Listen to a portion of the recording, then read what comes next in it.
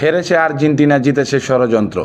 মাঠের লড়াইয়ে বিশ্বকাপ ট্রফি হাতছাড়া হওয়ার পর আর্জেন্টিনা জুড়ে ছড়িয়ে পড়েছে একের পর এক ষড়যন্ত্রের কথা। দলের নিবেদিত প্রাণ, হাজার হাজার ভক্ত হারের নেপথ্য নানা অদৃশ্য শক্তি ও ষড়যন্ত্রের ব্যাখ্যা খুঁজে যাচ্ছেন। একটি ভিডিওতে দেখা যায় ফাইনাল ম্যাচের আগে ড্রেসিং রুমের সামনে লিওনেল মেসি কিছু একটা বলছেন। সেই রাতে কিছু একটা ঘটেছিল।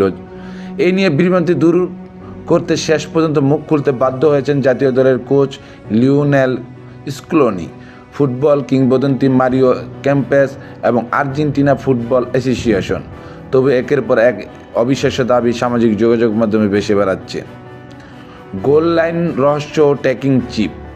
অনলাইনে এক সমর্থকের দাবি, অন্যান্য ম্যাচের গোলরক্ষকদের জাল পোস্ট পরীক্ষা করতে দেখা গেল, ফাইনালে তা দেখা যায়নি। তার অভিযোগ, পাও কুবারাশির পায়ে লেগে বলটি আসলে শেষ মুহূর্তে গোল লাইন অতিক্রম করেছিল। সমর্থকরা বলছেন, বলের ছায়া দেখেই নাকি বোঝা গেছে তা ভেতরে ঢুকেছিল।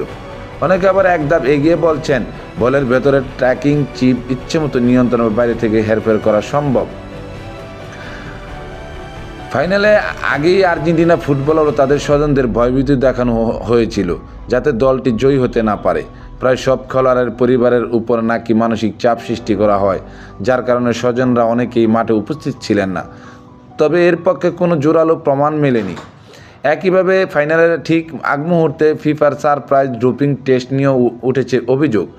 বলা হচ্ছে এতে খেলোয়াড়দের শারীরিক ও মানসিক প্রস্তুতির ব্যাঘাত ঘটে। যদিও ফিফা স্পষ্ট করেছে এই টুর্নামেন্টের স্বাভাবিক মেডিকেলের প্রোটোকল অবশ্যই ছিল এবং আর্জেন্টিনা দল থেকেও এই নিয়ে কোনো আনুষ্ঠানিক আপত্তি তোলা হয়নি। সবচেয়ে অদ্ভুত দাবিগুলোর একটি হলো, আর্জেন্টিনাকে হারানোর পিছনে ছিল এক বিশাল আন্তর্জাতিক সিন্ডিকেট। এতে যুক্তরাষ্ট্রের প্রেসিডেন্ট ডোনাল্ড ট্রাম্প, স্পেনের রাজা, প্রিমিয়ার লিগ, রিয়াল মাদ্রিদ সভাপতি ফ্লোরেন্তিনো পেরেজ ও আতলেতিকো মাদ্রিদ জড়িত ছিল বলে দাবি করা হচ্ছে। সমর্থকদের মতে সেমিফাইনালে ইংল্যান্ডের বিরুদ্ধে ফকল্যান্ড দ্বীপপুঞ্জ সংক্রান্ত ব্যানার দেখানোর পর থেকে বিশ্ব মঞ্চের প্রভাবশালী পক্ষগুলো আর্জেন্টিনার উপর ক্ষিপ্ত হয়ে ওঠে এবং সমন্বিত পরিকল্পনা সাজায়। সামাজিক যোগাযোগ মাধ্যমে উঠেছে যে ফিফার সভাপতি জিয়ান্নি ইনফান্তিনো নাকি মেসিকে আগেই জানিয়ে দেন ট্রফি ছেড়ে দিতে, অন্যথায় দীর্ঘমেয়াদী শাস্তির মুখোমুখি হতে হবে। ইনফান্তিনোর ভোট ব্যাংক ও রাজনৈতিক সমীকরণ। আরেকটি তথ্যে দাবি করা হয়, ফিফা নাকি আগেই সিদ্ধান্ত নিয়ে রেখেছিল কোনো দল টানা দুইবার বিশ্বকাপ হতে পারবে না, বিশ্ব চ্যাম্পিয়ন হতে পারবে না। বাণিজ্যিক সম্প্রচার সত্য ও রাজনৈতিক স্বার্থে এবার ওয়েফা তথা ইউরোপীয় চ্যাম্পিয়ন দরকার ছিল। গুঞ্জন উঠেছে 2027 সালের ফিফার নির্বাচনে ইউরোপের সমর্থন নিশ্চিত করতে ইনফান্তিনো ওয়েফার সঙ্গে গোপনে চুক্তি করেন, যার বিনিময়ে স্পেনকে চ্যাম্পিয়ন করানো হয়, যাতে ইউরোপীয় দেশগুলো স্প্যানিশ ফুটবল ফেডারেশনের ভোট তার ঝুলিতে পড়ে। ম্যাচের দিন স্টেডিয়ামে এএফএ সভাপতি ক্লাদিও তাপিয়াকে গ্রেপ্তারের প্রস্তুতি নিয়েছিল যুক্তরাষ্ট্র তদন্ত সংস্থা FBI। খেলার শুরুর কয়েক মিনিট আগে ড্রেসিং রুমে এই খবর পৌঁছালে ফুটবলারদের মনোযোগ নষ্ট হয়ে যায়। এছাড়া লিসান্দ্রো মার্তিনেজ, ক্রিস্টিয়ানো রোমেরোর চোট, ম্যাচে আর্জেন্টিনার একটি শটও অন টার্গেটে না থাকা এবং অতিরিক্ত রক্ষণে খেলার কারণে স্পেনের শ্রেষ্ঠত্ব নয়, বরং স্পোর্টস ব্যাটিং চক্রের সঙ্গে গোপন সমঝোতা বলে অভিযোগ তুলেছেন অনেকে।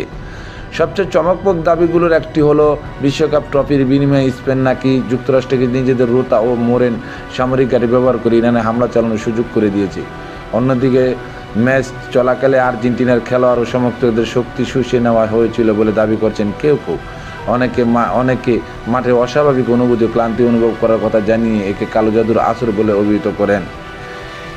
এমনকি মেসি ও শিশু লামিনে ইয়ামালের বহু পুরানো একটি গোসল করানোর ছবি টেনে এনে দাবি করা হচ্ছে এটি ছিল বার্সেলোনা নামক ফ্রিমাসনিক ক্লাব এর একটি দীক্ষা অনুষ্ঠান, যার মাধ্যমে দক্ষিণ আমেরিকা থেকে ফুটবল ক্ষমতা সত্তা ইউরোপে হস্তান্তর করা হচ্ছে।